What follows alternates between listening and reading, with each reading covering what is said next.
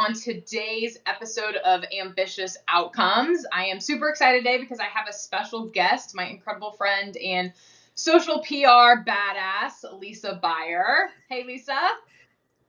Hey, Mandy, how are you? I am good. Just a bit busy over here in Mod Girl Land. Thank you so much for taking time out of your busy day to join us. I'm super excited for today. Yes, me too. We have lots of exciting things to talk about. Always, right? I feel like you and I could talk nonstop on these lovely topics. Okay, it looks like we are officially live on LinkedIn. So when you guys are here, let us know in the comments, say hello so we know you are live and listening to us. And we will get going. So Lisa is amazing, and she and I met when she was working with the one and only Larry Kim, right, Lisa? Isn't that how we first connected? Yep. And so it was a good fit. Yes, we have kept in touch ever since then. Lisa and I vibe well because we have a lot of the same digital values, if you will, on brand building and content and SEO and all the things. And what's awesome about Lisa is she brings this PR aspect to it. And so her background, which she'll get into here in a second, is in PR, and she has found ways to leverage digital marketing to boost PR. And that's obviously what I am all about, is leveraging brand building and content and all the lovely things that let people know that you are an incredible brand doing incredible things out there. So the engine just continues rocking and rolling and building that brand equity and visibility and awareness. So we have a lot of fun things to talk about today. So I am going to have Lisa right now kind of give you a quick introduction of her background, and then we'll get into it. Sure. Well, thanks, Mandy. So I'm one of the few that actually went to college for PR and kept doing it after graduation. So all my friends in the College of Journalism went on to do sales and all different other types of jobs. And I really loved PR even since I was in high school. I was on the yearbook staff, and I consider that as kind of like my first exposure to PR. But so for the first probably 10 years of my career, I owned an agency, traditional PR, corporate communications, very boring. Because the reason it was boring, in my opinion, is that PR had not changed in, let's say, 100 years. Everything stayed the same. It was basically, pitching a journalist who was the gatekeeper to do a story on your brand or your company. And, unless they said yes, then you didn't get that publicity or that editorial coverage.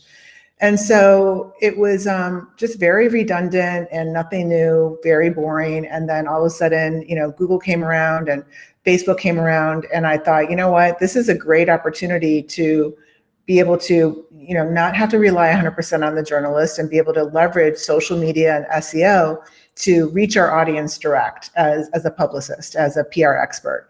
And to me, it was just like a no-brainer. And that's what I've been doing ever since. But part of that, when you're an early adapter, you have to educate your clients, you have to educate your team, you have to educate yourself. And it's like a continuous education. I mean, I went to PubCon last week and I learned so much to apply to my PR strategy using search and social. So, that led me to write my book, Social PR Secrets, is really just because I got sick of speaking at different conferences and saying the same thing over and over. Fast forward to today, not all traditional public relations professionals really get it. They don't think out of the box to include all of these, in my opinion, very easy tweaks of optimization to leverage SEO and social media and new technologies like augmented reality and virtual reality, and use that as part of your PR strategy. And whether you're new to PR or you've been in PR for 30 years, every day, every week, there's new things that come up that you can tweak or use. And I mean, I learn stuff from you, Mandy, all the time on how I can, put this into my PR arsenal. One I just actually did today is I recorded my cover video on my LinkedIn profile, which I didn't have before that. I saw that's that. Just like, I saw that. Yeah. That's just, to me, like one of those things that it's a no-brainer. Like, why wouldn't you have that? That's a PR opportunity that is missed if you don't. It's free. Like, it's a free feature on LinkedIn. Right. And when LinkedIn or, as you know, Facebook or any of these social channels or Google comes out with a new feature, the first ones to do it get the most exposure. So right when something comes out, do it. Yeah, exactly. I love that. Okay, so we are getting, I just want to say hi for everyone joining us. Thanks, Ariana, for joining from Missouri. Hey, Rita. Hey, Richard, Dale, Ian. Thank you guys so much for hopping on. So we are ready to get into it. By the way, guys, if you have any questions for us, I'm paying attention to the comments. So go ahead and as we are talking, go ahead and ask your questions. And if I don't get to it right away, I will come back and Lisa or I or both of us can answer that. So as we are chatting here, if anything comes up, feel free to share in the comments on LinkedIn and we will go from there. So the first thing I want to talk about with you guys, and I want Lisa to kind of, give the rundown of traditional PR, kind of where it fits into things, and then how it's evolved over the years. So I want to start off by talking about traditional PR, right? And then I want to kind of move the conversation into modern PR. So can we start there, Lisa?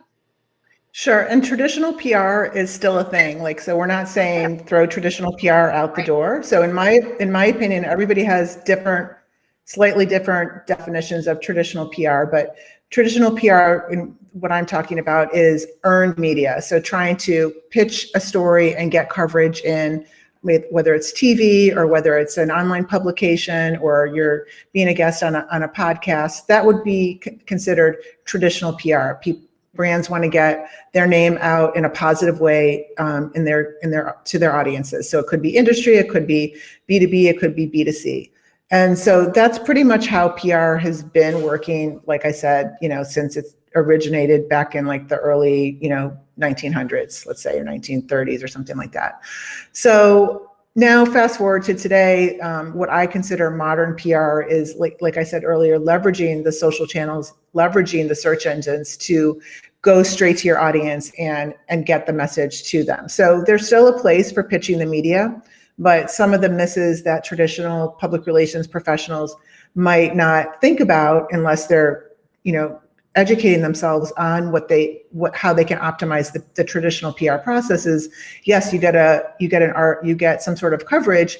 You want to, ideally ask for the link back if that's possible. So that would be awesome to get a link back to your website, get high quality referring traffic. But today, even if you get a mention, and Google sees mentions now is basically almost the equivalent, not as good as a link, but getting mentions, Google is recognizing your brand mentions. So this isn't something that you can really get the same type of outcome if you're doing just paid advertising. So nobody's going to say, as seen in Facebook, if you did a Facebook ad campaign, but yeah, you're going to put as seen in Forbes or as seen in Fast Company.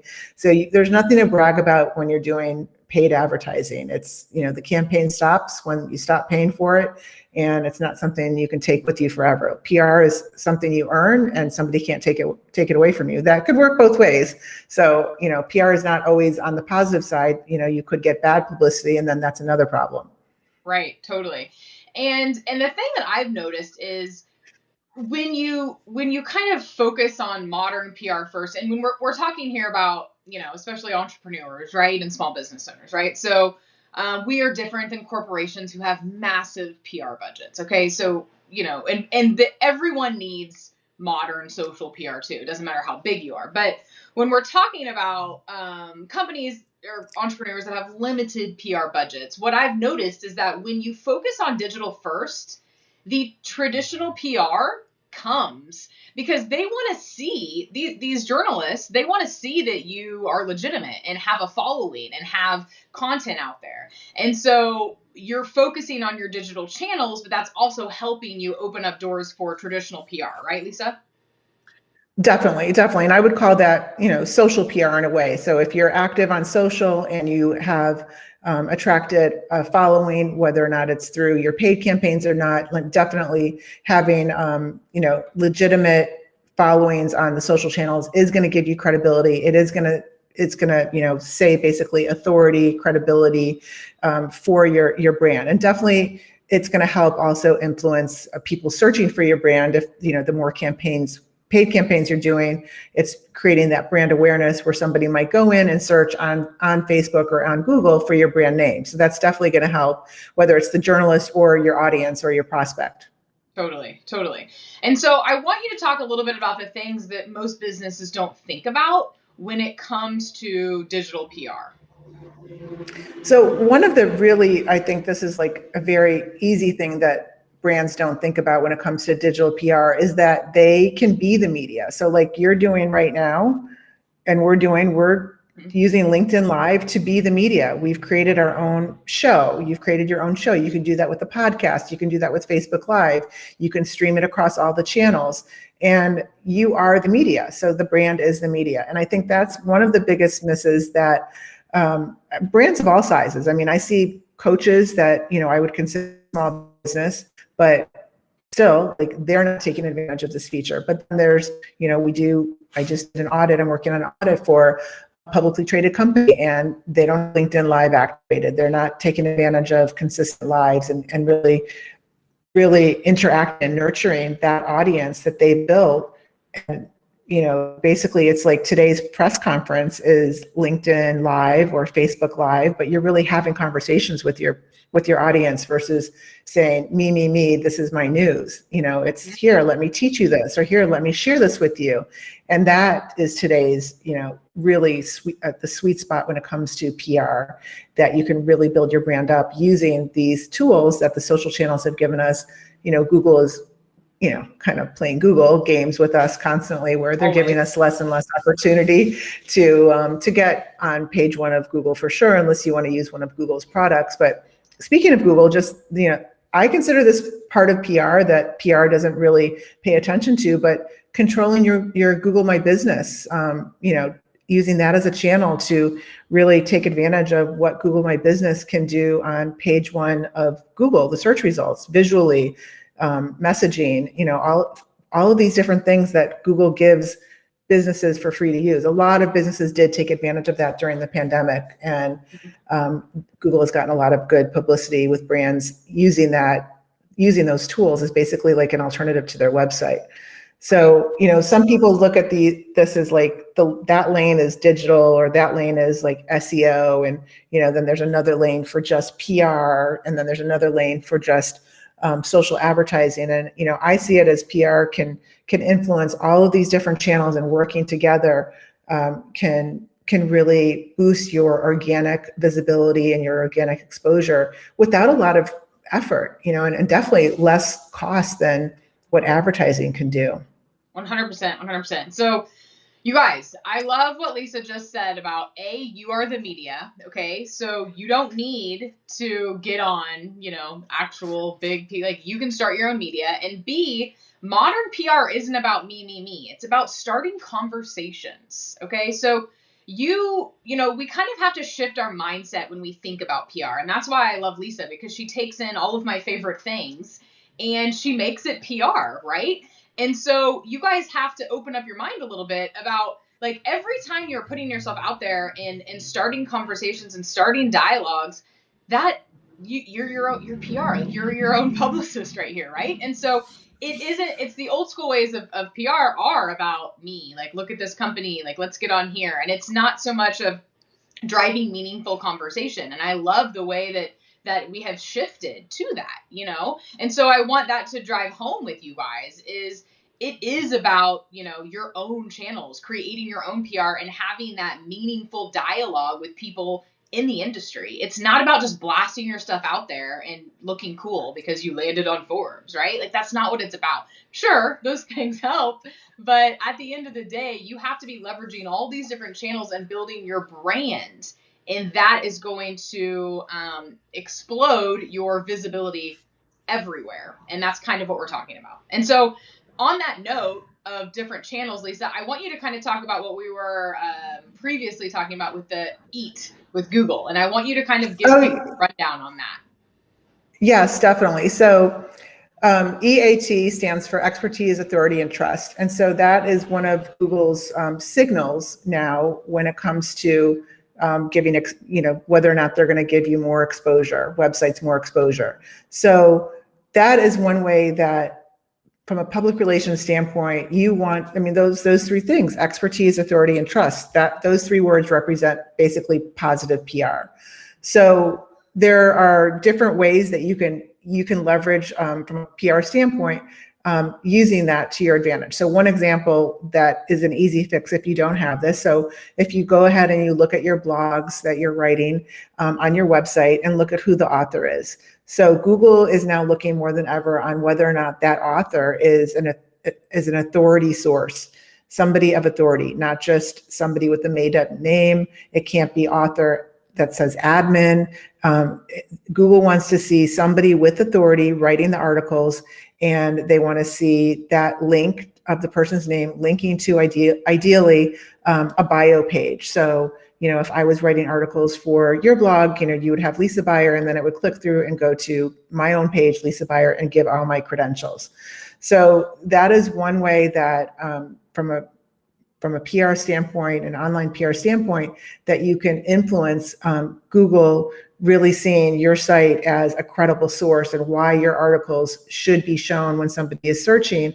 And that brings me to the topic of optimization. And optimization, if you think of public relations and like how much content we actually put out, whether it's a press release or whether we're influencing a blog post or we're writing a social media caption or we're promoting, let's say, this LinkedIn Live, knowing that the search engines, that each social media channel is basically like its own search engine, and every press release should be looked at and optimized like a website page. So you want to optimize your press releases. And I still am a big fan of press releases. Press releases do work.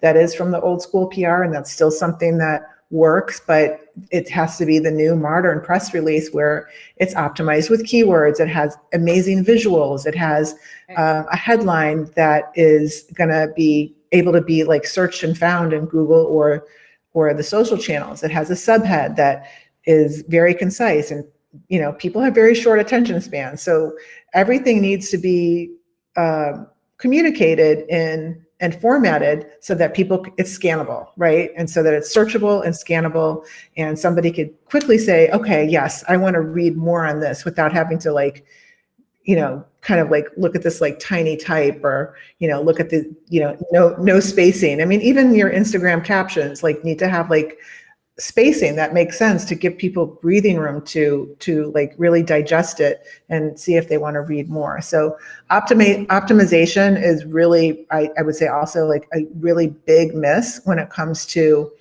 PR today, modern PR. So just basic SEO writing optimization is all you really need to know, and apply that to your PR strategy, and it's going to boost your exposure and boost your visibility. Using the right hashtags, I mean, that can make it or break it for you. Right, I agree. And I'm an SEO nerd, right? That's where I started off in 2007 in SEO. And so by nature, everything I do is SEO friendly, right? From LinkedIn profiles to LinkedIn posts to blogs to press releases. And so I'm so glad you brought that up, because I think it is something that a lot of people miss and they don't realize how important it is. So Lisa and I are here to encourage you guys to think of every single channel as a search engine, every single social media network, right? And so you guys have to be leveraging the keywords, or you're just shooting you're not going to get as much visibility, right? If you don't, and you're already spending time and effort putting out this content. And so spend another 5 minutes making sure it's SEO friendly. And Lisa, you can kind of chime in here on some of your favorite tools, but one of my favorite free tools to use for SEO is Ubersuggest by Neil Patel. And it links up with Google Keyword Tool, which is also free. So Lisa, what do you like using for SEO? I use Ubersuggest as well. We use Ahrefs. We sometimes use SEMrush. It really depends, but I think Ubersuggest is the easiest, and it kind of just breaks down exactly for what we need to know. Like, you can get super technical with some of these platforms, and each one has some things that the other doesn't. So you kind of have to figure out which one is going to have your bucket of things that you like best, because you don't want to have to subscribe to all three. It gets expensive. Right. One other platform that I really love is SparkToro. So SparkToro is Rand Fishkin's latest software company. And I love that because you can really get, it's more than just keyword research. You really get insights on where your audience, like what podcasts they're listening to, what websites they're visiting the most, and really get some deep insights that you really, it's more than just keyword research. So it really gets you like demographics, on your competitor. So I love that platform for really getting some very unique type of data and information on your audience, and also insights on like what media you really should be targeting. And that's like a little bit of like blending all different worlds together. So it's the PR world, it's the search world, it's the social world, and it's also traditional media. So it really gives you a really nice picture on your audience, your competitor's audience, which is so important. I mean, the whole persona thing, it sounds, depending on who's listening to this, if you're in digital marketing, like of course you're going to have personas, but the PR department, the PR professionals need to pay attention to the personas, and digital marketing needs to know that a persona, one of every brand's persona should be the media that they're targeting. So it should be, Joe journalist, or, Lisa the journalist. And what does that journalist look like for your brand? So that's going to look different for every brand. It's not just the basic, the journalist persona is not the same for every brand, just like the persona is not the same for every brand. So it's, we could go deep just down on personas and targeting the right media persona. It's like, it's critical. It's like the days of spray and pray are over with PR. There's so many PR agencies that, unfortunately just don't know that this will help be more specific and targeted and custom and help your brand, elevate quicker. Because it's like sales. Like sales 5 years ago isn't what it is today. Like without something like a Salesforce, you're crippled. You can't do sales without having the technology, the artificial intelligence, all these things that are going to help you get from point A to point B. It's not doing the job for you, but it's giving you these insights that we didn't have 5 years ago that we have now. And it's like old school. That type of old school is going to get, they're not going to be able to compete eventually. There's just no two ways about it. So PR is one example of that. Like you can't operate without leveraging this technology, whether it's artificial intelligence or the Spark Toros of the world or Uber Suggest. Like you really need this to like just do your job and get it done right. Mm-hmm. I love that. How much is Spark Toro, by the way? I'm pretty sure they have a free version, and then I think it's like maybe 89. You get so many free searches a month, and then the next one up is like $89 or something. They just changed their pricing. Check that. Yeah. Okay. Yeah. And then before I forget, like just talking about like from a brand perspective, when you're hiring a public relations agency or an expert, it's important to note these things, like when you're vetting them and when you're asking them hiring questions, and how are you going to, what is the next month or quarter going to look like? What is the year going to look like? And what tools are you going to use? And what do you do to continue your education and PR to stay savvy and stay trending? Like these are very important questions to ask, and know what the answer should be. Because if you don't know what the answer should be, somebody could just BS you and you could think, oh, this sounds great, Right, exactly.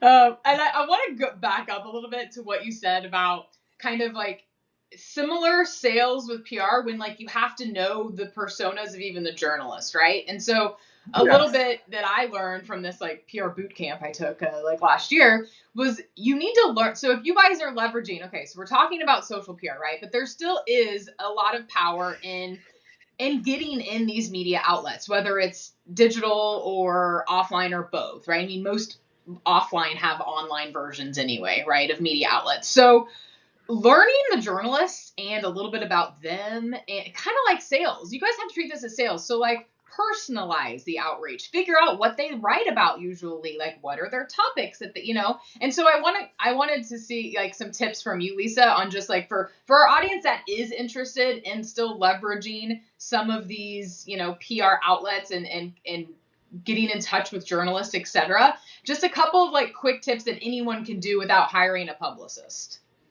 Yes, and I think you don't need to hire a publicist. You can start out doing it on your own. And I actually, if you have the time, I recommend doing that because you'll learn so much that then when you hire somebody, you're going to know kind of from your basic training experience, like what is kind of BS and what isn't. And so what I recommend doing is just start out with dedicating maybe 1 or 2 hours a week and first identify a very short list of media that you think your audience is in, that would be maybe the lowest hanging fruit and maybe like a kind of like a home run. And so include within your 5 a mixture of those and research who the writers are that cover your topic, that cover your industry, that cover, your specific brand, and then start following those journalists in social through your own personal account and through the brand account. Both, one or the other is fine. But typically most journalists don't have a huge following. And today, the way that whether it's the TV or whether it's online publications, they rely on the journalist that once they publish something, the journalist has to share it. And the more exposure they get and the more, they look at the analytics of each article. So following a journalist and helping them interact and like or comment on stories that aren't about you is definitely going to get you noticed for 100% sure. If you do it once or twice, probably not, but that's just like sales, like when you're in sales, you can't just expect somebody to buy the first time. So that's the way of developing a relationship. Give that a month or 2 or 3 doing the same five journalists. Maybe by then you've added a couple more, interacting, and you'll get a rhythm, and you'll kind of get a feel for like what they like and don't like. And maybe you'll get the courage to say, hey, here's some stats that have nothing to do with my brand, but you might be interested in this report I just came across, and just little helpful things to do that along the way. Basically, it's all, about the give. And eventually, you're going to build their trust. And, trust is like the key word now for 2021, 2022, whether it's PR, branding. I mean, trust is basically, where it stands, like brands. Yeah, the whole trust thing. So with the media, it's, this report just came out that basically said, like, the public does not trust the media. They don't trust Google. They don't trust social channels. And now it's up to the CEO, the senior executives, to build trust for their brand and be like the official trust, so basically, like, we're charged with doing that as brands, to be the source of trust for the consumer, for the B2B. And that's why I think like this is such a huge opportunity when there isn't really any trust, with a lot of organizations. As a brand, we can develop trust by using some of these things. But anyway, back to like what you can do on your own. So eventually, when you have news, you can pitch it to the media. They're going to know you're following them, and you eventually, find their email address. And speaking of email, that is the number one way to communicate with the media, is they like it. And, that's really the only choice, that whether you're doing PR in-house or as an agency, there's no other way to really communicate, maybe through DMs. DMs also could be effective, but gone are the days of picking up the phone and like just pitching somebody without, in an unsolicited call. Like you can't do that today with really not just, with anybody, not just the media. Yeah. Like people call you and you're like, oh my God, somebody died, like, why are they calling? Yeah. Wow. Yeah. It's scary. I love it. Yeah. So the emails like you are describing, where you're saying, oh, I saw your article and blah, blah, blah. That definitely works. But the artificial intelligence and technology has gotten really smart. So I get pitches now all the time because of my podcast and because of Female Disruptors, my magazine. And so now there's software, I don't know what it's called, but I'm not saying not to use it, but you can tell that it's been kind of like they plug in Lisa Buyer, they plug in the podcast name, they say your last episode, it's not detailed. And like sometimes I was just talking about this the other day with some other friends in the industry, and we kind of test them out, and I respond back and, oh, what part of the episode did you like the best? And then I don't hear anything. So yeah, you kind of I'm sure we're more skeptics because we're marketers. And so we know when we're being marketed to. Totally. But yeah, so I just think really just be personalized, keep it short with the media. There was just a state of PR report that came out that said journalists prefer no more than 300 words in an email to just get to the point. Don't send this super long pitch because, do you like getting super long emails? I hate it. Nope. When I see a super long email, I'm just I get stressed out. Yeah, totally. And I just move on. I love it. No, those are all awesome tips. Thank you so much, Lisa. So before I go back to the comments, we have some questions here for you. I just want to reiterate the fact that there is not a huge difference, you guys, between social selling, sales, and PR, in marketing in general. It's all the same concepts. You have to build relationships. You have to come from a place of value and give before you ask. You have to be real. You have to keep things short. I mean, it's all very similar. And so this is the way that really everything has been shifting towards, is this trust factor, providing value, coming from a place of authenticity and realness and not just selfishness and, I just want things for me. And so it's all kind of coming full circle now. And I love it. I love all of it. But there is this intertwining of all of these concepts that are very similar across all of these different methods, right? And so I just want to kind of reiterate that for those of you who are listening, because obviously I'm a huge proponent of all the things that Lisa is saying on, and she's saying similar things as it relates to PR, and I'm telling you guys similar things as it relates to outreach and sales, right? So I just wanted to bring that up before I got into these comments. Lisa, you can add to that. Yeah, it's it really is all about the give and showing up. And really, when it comes to PR, which is same as selling, it's a business practice. It's not so much marketing. So it's something that's always on, you're always doing. In sales, you're not oh, I'm going to take a month off of sales because we're good, right? With PR, it's the same thing. It's something that is just part of your business practice, and it's a consistent outreach effort, and it builds momentum. And it's also, I'm going to put that in the same category as SEO. So SEO isn't one of those things where when we update our website and launch it and give it about a month, then we're going to check the SEO. And then we're going to check it again next year at the beginning of the year so we can see the difference. I mean, it's just I hear this all the time, okay, yes, that is not going to work for you. Right. That's really not your competition is going to be you, or you're going to pay so much in advertising that you're going to be operating at a loss just to get the traffic to your site. It doesn't make sense. And there's so many brands where I don't know, there's different reasons for it, where I see that brands are operating at a loss on their advertising campaigns, and it doesn't matter. Mm-hmm. But they don't have, they can't put a portion of that budget to PR. For whatever reason. It's so silly. Girl, we could sit here all day and talking about the allocation of budgets that brands have. Correct. Don't get me started. It's a choice. It's a choice. It is a choice. I am going to go to the comments now and read some of these. So Jennifer says, hey, Jennifer, tip for the blog authorship. I think this is going back to what you were talking about, blogging and your name, on it. One piece to keep in mind is never use your name as the login for the blog, then because people use that as a way to hack sites. If you already use your name, make sure you're only a contributor and not an admin. That's a good tip. So on WordPress, don't use your name as the login. Yes. Really good tip, Jennifer. Yeah. That is good. Security is now freaky scary. Yeah, it is. Chris says, love SEO. Definitely have helped put companies on the map. Lots of good value bombs here. Awesome, Chris. Thanks for joining. Hey, David. David says, well said. Ariana says, what would you say to a business who has done their business successfully locally for 30 plus years, but they don't want to change to do more digital and online?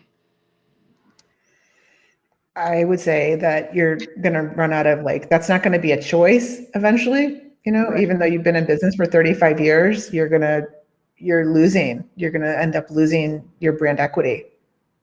Yes. I don't know what kind of business it is, but not having a presence on any type of digital seems like it's a huge disadvantage. It is if they have an opportunity on digital, right? If it's an interesting business where they have no or minimal opportunity on digital, then maybe. I can see that. But even then, I'm like, I can't even think of a whole lot. But yeah, it would have to have more detail on the type of business. Okay. Anthony says, on the topic of SEO, and since we're on LinkedIn right now, there's a lot of great content with LinkedIn posts. However, it's important to remember LinkedIn posts are not indexed by Google. Mandy, Lisa, what advice would you give people who are cranking out great LinkedIn content but want that content to be visible, discoverable outside of this platform? So I would say to that publish it first on your own website, and then second, then syndicate it to LinkedIn so that you're able to get, I would say publish it first on your website, then publish it to Medium, then LinkedIn articles, like any place that you can syndicate it. And with Medium and LinkedIn too, right? You can have the original URL at the end. Yes. And that's what I do. I was trying to actually find a screenshot that I took because, so I think one of the reasons that LinkedIn actually increased their character count is because of indexing, in Google. And so I know articles sometimes show up in Google. I'm trying to find, I literally screenshotted something that showed up. I'm not kidding. And it was a post. And so I'm wondering, Anthony, if that's changing. And that more LinkedIn posts will start being indexed by Google. But here's what I do. I was actually on Lisa's podcast recently, and I was telling Lisa about my process. And so because I do spend so much time creating valuable, unique content every single week, I repurpose the hell out of that content. So every single video I post on LinkedIn, it goes on YouTube. It goes on my blog. It goes on the video page. Every single non-video post gets shared across Facebook. Facebook, let's see, LinkedIn, Mod Girl LinkedIn page, Twitter, Mod Girl, Twitter, Mandy, and then on the blog, right? So literally every single time I'm posting content, I am repurposing it everywhere, pretty much everywhere besides my Instagram and my personal Facebook, because it's just not necessary, and I don't have bandwidth to do that, but everywhere else. So we're reposting the blog, and then what we do, Anthony, is we queue that up, and then we share it again later.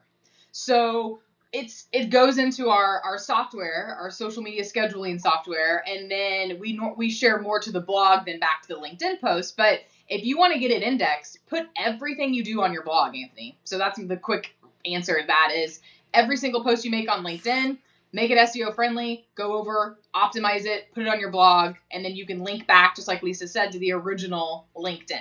So that would be my answer there. Yeah. The only time I would consider creating content and publishing it first, or on LinkedIn, would be how you're doing it, Mandy, with the videos, because you can then just like you're doing, like publish the video on YouTube, and then it'll influence the search results for Google, by optimizing the title and the description. So, but I would say if it's like an article, that please publish it first on your website, because then you're going to get like all the advantage of that, and then LinkedIn. Yeah, if it's an article, 100%. Right. Yeah, if you're planning on doing like an article that's long, do it on your website first, then repost it on LinkedIn articles with the link back to your blog or your website, because that's going to help with SEO, right? So what I just said specific to more posts, but yeah, I'm glad you brought that up. I remembered the screenshot. I didn't find it, but I remembered what it was. So I was working on a client project like a few days ago, and I copy and pasted one of the phrases that one of the execs wrote in a post because I wanted to see if that was on the website. And when I did that, guess what? Her LinkedIn post popped up first. So it was 100. Wow. And I screenshotted it because I was going to share it. So I'm glad we're talking about this. So thanks, Anthony, for the question, because I was actually going to make a LinkedIn post about this. So granted, it was like several phrases that were about the company, right? So it started off with like company name, words after that. So it's not like super competitive, but legit, it's the very first thing that popped up. And it was one of those like position 0 searches, when you type it in and it's like the bigger box at the top. That's what it was. And it was her LinkedIn post that had been indexed. And I was like, so they are indexing it, but they're probably not going to necessarily show that over some big authority website. You know what I mean? But for longer tail keywords, I think we have a shot at ranking LinkedIn posts in Google, because I just saw it happen. So I wanted to. Definitely. And that just reminds me of another example. It's not LinkedIn, but Twitter, talk about like getting real estate on page one of Google, especially for your branded keyword searches, like, your name or my name or your brand name. If you're active on Twitter, the first thing on page one is going to be your last 3 tweets. So that's another impression that you're giving your audience, whether it's the journalist or whether it's somebody searching for your brand that doesn't, that's their intent is there and they see your last 3 tweets. And there's a stat that 100% of journalists surveyed, they say they either start their story research with a Google search or they end it with a Google search. So journalists are searching for the keywords, whether it's your brand name or your keywords that are related to your brand. Mm-hmm. I love Twitter. I'm glad you mentioned that. And I love how Twitter pops up real big and pretty when you type in brand names, personal names on Google. And so that's another tip is everything I do, I post on Twitter multiple times. So Twitter is my favorite for repurposing content and sharing content. And so going back to Anthony's question, like I am a huge proponent of sharing everything you do on LinkedIn to your Twitter page and then resharing it multiple times, because Twitter is one of those networks where you should be posting multiple times a day if you have the bandwidth, and you can't really post too much. I mean, you can be obnoxious, but it goes so fast that you can post the same thing multiple times, just do it in different ways and different times, and no one even knows, right? So I love leveraging Twitter for that. So I'm so glad you brought that up. Okay, a couple more questions, then we can hop off here. I know we're a little bit over, but this is good stuff. So Dale says, Lisa, what's the link between thought leadership and trust in a brand? I mean, well, thought leadership, I think, is a really missed mark with a lot of brands because they don't really leverage or have like a set spokesperson for their brand. So, and a lot of times, it's automatically the CEO is the one being quoted. And a lot of times the CEO might be awkward, might have a very introverted personality, might not want to be, totally not comfortable doing like the stuff that we're doing. And so it really dilutes or makes thought leadership less accessible if you don't have that plan of thought leadership in place.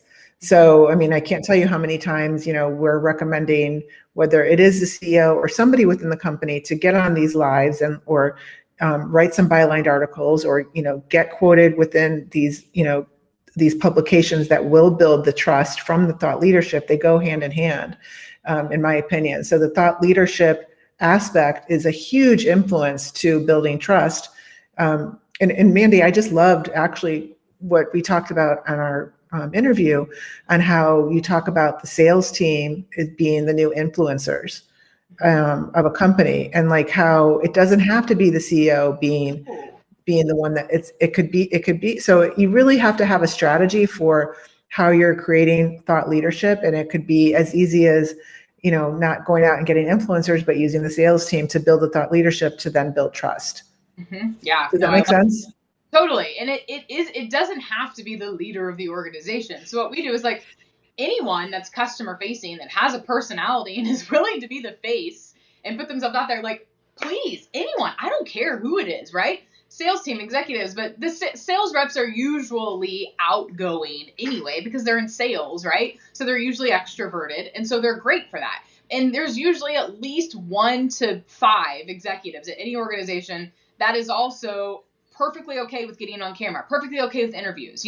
They're great, they're personable, people like them, right? So it doesn't have to be the CEO, because to Lisa's point, sometimes the CEOs are awkward and they don't want to be on camera, and that's completely fine, but someone needs or they're not accessible, they don't have the time. There could be a million reasons, but I think the best thing to do is just, if you're listening to this, ask yourself or ask whoever should be asked, like, what is our strategy for thought leadership? What are we doing to build thought leadership? Because that's going to build trust.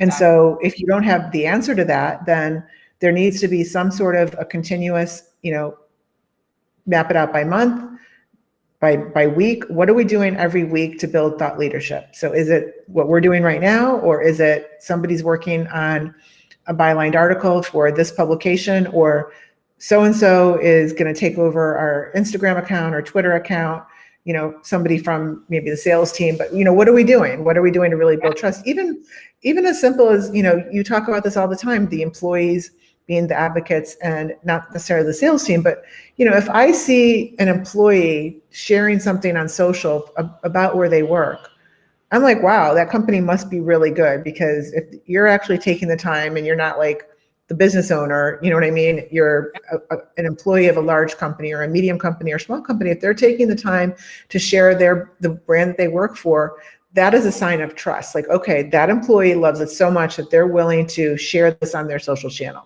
Totally. I mean, it can be as simple as that. It doesn't have to be this big investment, but it does need to be strategic, and the small steps add up to a big impact.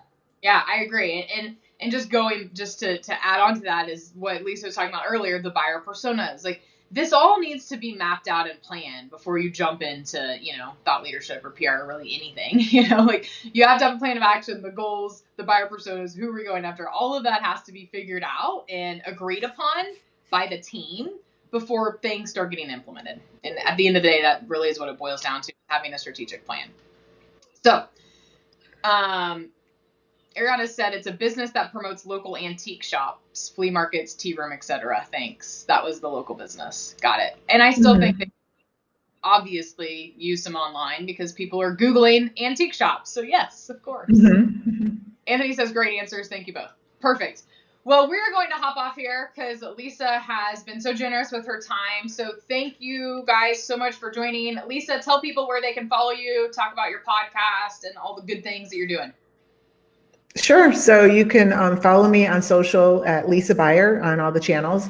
My website is thebuyergroup.com. I just transitioned from doing being a done-for-you agency, where I'm now providing courses and training. So I just launched my course called Modern PR Secrets, and you can find out all the information on thebuyergroup.com, and there'll be an area right on the homepage that says Modern PR Secrets. So it's a course that would be suitable for digital marketers, PR professionals, brands that are large and small that just want to level up their PR game or want to understand what the opportunity is so they can implement. It's very actionable and very easy to digest, and just you'll get great inspiration ideas from it. Yes, it's awesome. If you guys are looking to up your PR game, I highly recommend you checking that out. At minimum, follow Lisa on all the channels. Check out her podcast. She's amazing and has even more tips that she's willing to share with you. So thank you so much, Lisa, for hopping on here. It's been a pleasure. Thank you guys for joining us. And if Lisa and I can help you with anything, please don't hesitate to reach out. Okay? Thank you guys so much. Yes, thank you.